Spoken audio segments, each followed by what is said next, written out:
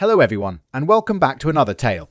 Today's tale will be about Sonic's origin story. My version of it at least. This is an unofficial origin story, made up by me. This is a fan-made origin story for entertainment. But before we get into the video, make sure to drop a like if you like a video and subscribe, it's free. And if you feel like supporting Kennedy a little bit more, feel free to go ahead and join his channel membership. Check out my YouTube profile to see most of my socials and a lot of other ways to support the channel, as well as my throne profile also in my YouTube profile.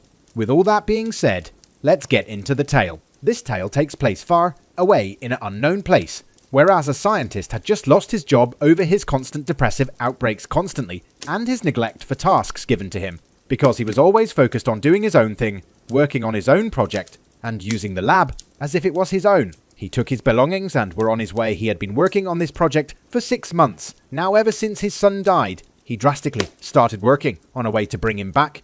He wanted to see his son again, however, without that lab that contained most of the equipment he needed. He felt hopeless, angry, and tired. He wanted his son back. He had lost his wife long ago when the boy was born, but now he feels alone, and all he has to comfort him is the boy's Hedgehog, which ever since his son died, he started taking care of properly, at least before he had his son do it.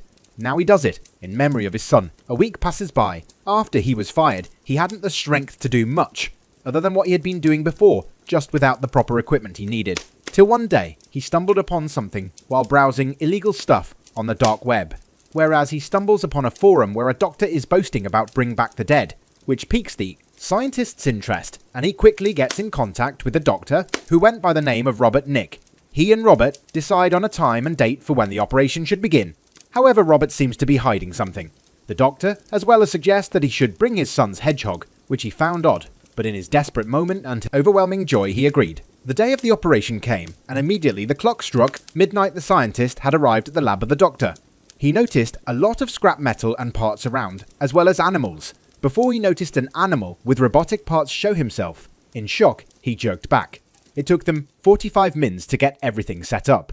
Then the experiment had begun with both the Hedgehog and the boy being strapped to a bed with chemicals. The doctor in his urgency turned on his machine, beginning the operation. As the operation was in motion, one of the robots malfunctioned after trying to lift some blue-looking chemicals, having the robot fall on Robert.